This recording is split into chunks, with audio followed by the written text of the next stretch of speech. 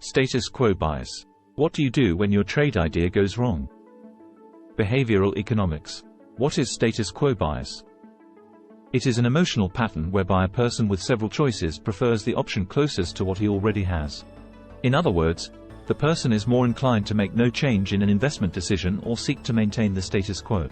This bias resembles and often acts together with loss aversion behavioral finance bias. To risk $1, a person needs at least $2 in exchange to break even psychologically.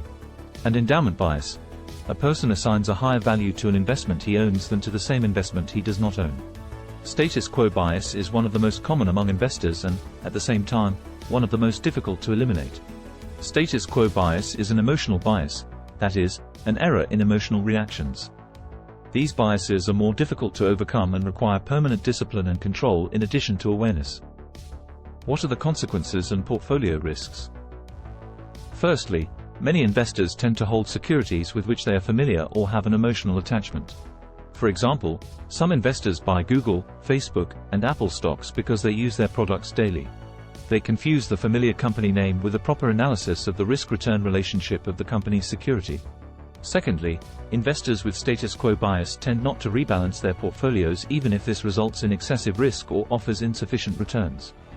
Behavioral finance states that one reason is that they are inclined to avoid any change in the first place.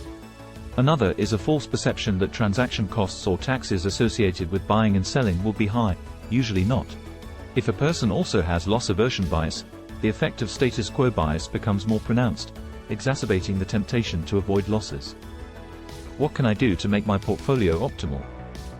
It is always wise to employ an independent risk management framework that is free of emotional attachments to specific names in your portfolio and can provide a clear numbers-based picture of risks and return. Investing is a long journey. It is easy to lose sight of the end financial goal if there is only one set of eyes, even if you have portfolio management experience. We also strongly recommend regular in-depth financial risk assessments of your portfolio, which should become an essential investment hygiene exercise. Finally, many investors with status quo bias lose comfort when faced with the necessity to pay taxes and incur transaction costs. However, in many cases, these appear small relative to potential underperformance or excessive risk-taking if no due action is taken. Plain numbers usually help a lot.